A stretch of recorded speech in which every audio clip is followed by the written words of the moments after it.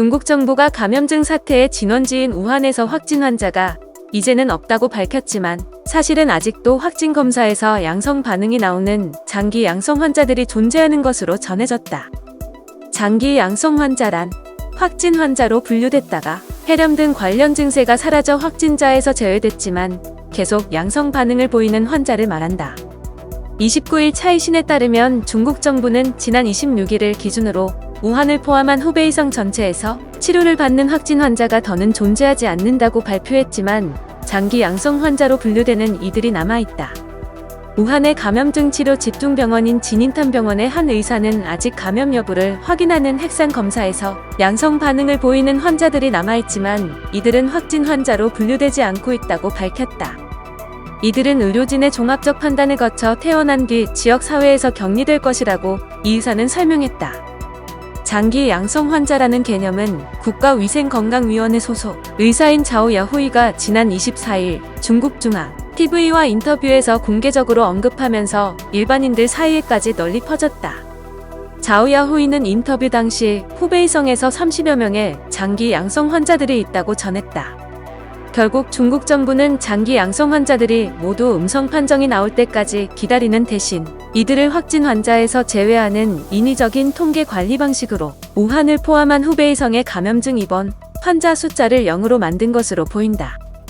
중국 의료계는 뚜렷한 증세를 보이지는 않지만 여전히 바이러스가 검출되는 장기 양성 환자들이 주변 사람을 감염시킬지 여부를 확실하게 밝혀내지 못하고 있다. 이런 탓에 전문가들은 의학적인 결론이 날 때까지는 이들이 퇴원해도 격리 생활을 할 수밖에 없다고 지적한다.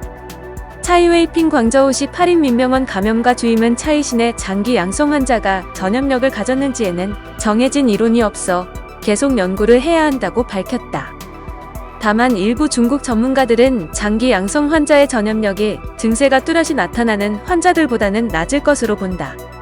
장보리 텐진중의학대학 학장은 최근 열린 토론회에서 우한의 일부 무증상 감염자들이 장기 양성 반응을 보여 전문가들을 당혹스럽게 했다면서도 유전자 검사 결과 일부 환자의 몸에서 발견된 바이러스는 시신 조각과 같은 죽은 바이러스였다고 밝혔다.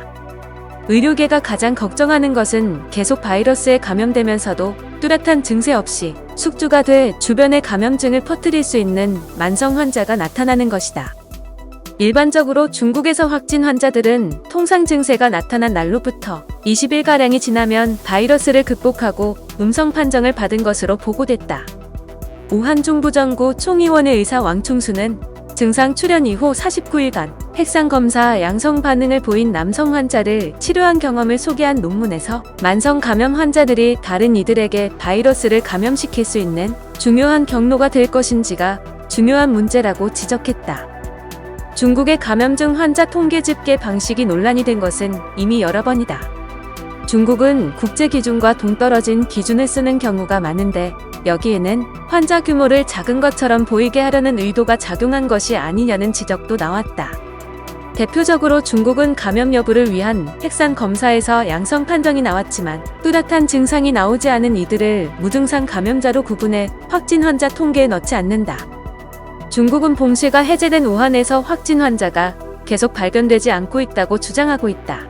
하지만 중국 측 발표에 따르더라도 우한에서는 다른 대부분 나라에서 확진 환자로 규정하는 무증상 감염자가 계속해서 상당수 발생하고 있다.